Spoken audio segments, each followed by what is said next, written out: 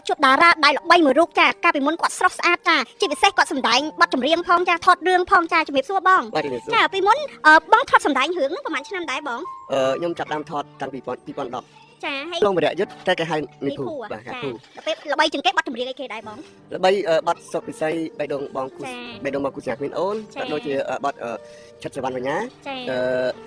ាក៏ដូចជាទៅថតបទច្រើនរឿងដែលបងពេញនិយមជាងគេរឿងអីពេលហ្នឹងបងជាអាយដល់ខ្ញុំរឿងអីគេបងមិញភូមិខ្ញុំស្រែឆាតឆាយបន្ទាប់ម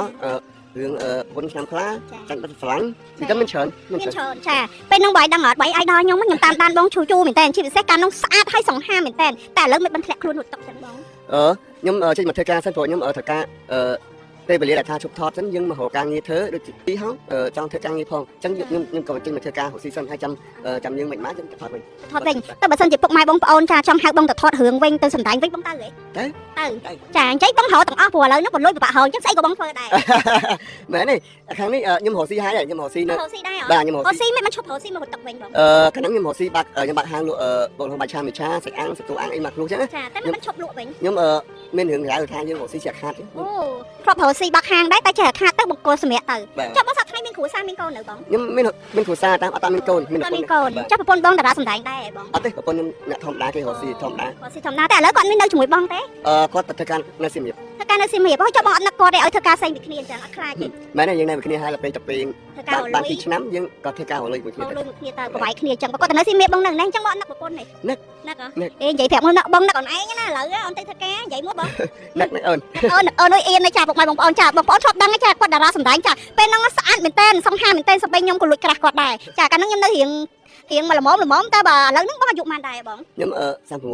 36ចាគាត់នៅបងខ្ញុំតិចតួចចាដល់ពេលហ្នឹងយើងមើលសម្ដែងគាត់សម្ដែងសមមែនតើជាតួឯកទៀតចាជាពិសេសចាសម្ដែងរឿងផងចារឿងល្បីហើយតួឯកទៀតចាហើយចុះបងបើសិនជាមានពុកម៉ែបងប្អូនចង់គ្រប់គ្រងបងវិញឲ្យបងទៅចាចូលសិល្បៈវិញទៅសម្ដែងរឿងវិញអីបងចាប់អារម្មណ៍ទៅហ៎បងទៅព្រោះខ្ញុំចេញធ្វើការនិយាយរួមថាខ្ញុំឈប់សិល្បៈដើម្បីចង់ធ្វើការឥឡូវខ្ញុំបានធ្វើការហើយខ្ញុំបើសិនគាត់ហៅទៅវិញអានឹងខ្ញុំទៅវិញចាពុកម៉ែបងប្អូនគាត់ថាបើសិនជាពុកម៉ែបងប្អូនថតរឿងសម្ដែងអីគាត់ទៅវិញជាពិសេសចាម្ចាស់ប្រេននាចាម្ចាស់ប្រេនទាំងអស់ចាចង់ឲ្យគាត់ប្រម៉ូទផលិតផលប្រម៉ូទអីចាតាក់ទងមកគាត់បានទៀតគាត់នឹងប្រកាសលេខទូរស័ព្ទវិញចានិយាយទៅគាត់បាក់សម្រស់ដែរពុកម៉ែបងប្អូនសជាងមុនមែនតែបាក់សម្រស់មកពីខ្ញុំសម្រាប់ធ្ងន់អញ្ចឹងគាត់ធ្ងន់ទៅពេលទៅស្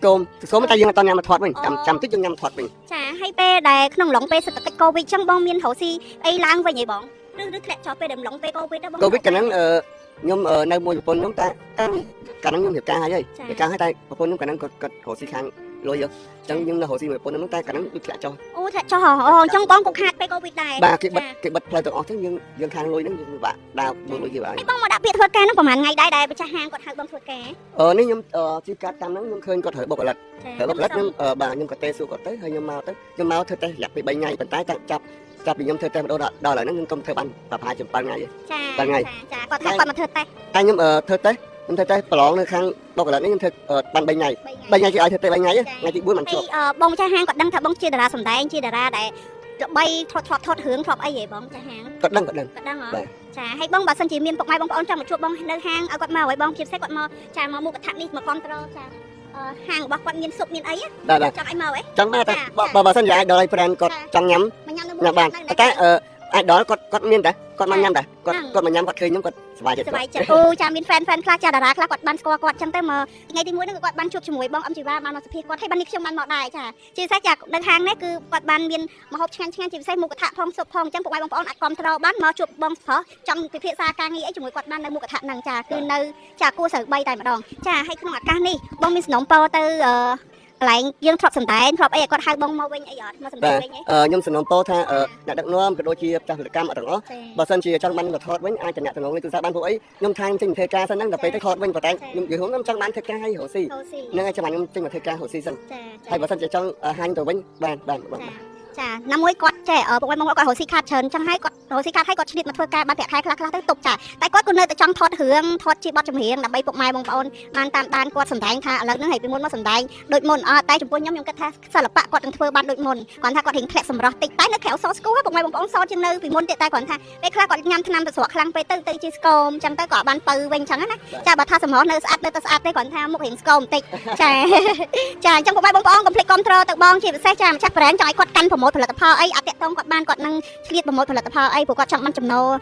ចានៅក្រៅពីកន្លែងធ្វើការអីដែរអញ្ចឹងចាហាងក៏ជាល្អដែរចាពុកម៉ែបងប្អូនមកសុភីហើយយើងមកញ៉ាំនៅកន្លែងមុខកថាគាត់បានខ្លះទៅចាជាពិសេសចាគាត់គ្រាន់តែបងប្រុសដាក់ពាក្យតាមប្រហែលថ្ងៃហើយគាត់មកធ្វើការភ្លាមចានិយាយទៅកន្លែងនេះគឺគាត់បានសុំគេដាក់ពាក្យគេដឹងតែគាត់ជាតារាទេអញ្ចឹងគាត់បានមកធ្វើការហ្មងខ្ញុំធ្វើការបានមួយថ្ងៃបង បានមួយអាទិត្យធ្វើតែ3ថ្ងៃ 3ថ្ងៃមួយអាទិត្យបានធ្វើចាកុំភ្លេចគ្រប់គ្រងទៅបងប្រុសដងតារៈយកល្បីមែនតើហើយពុកម៉ែបងប្អូនរូបថតគាត់ដែលគាត់សម្ដែងមុនណាអូយសង្ហាមែនតើសម្បែងខ្ញុំក៏ចាប់អារម្មណ៍ដែរសង្ហាហើយចាឆ្លាតទៀតចាអញ្ចឹងកុំភ្លេចគ្រប់គ្រងបងប្រុសទាំងអស់គ្នាណាចាសូមអរគុណ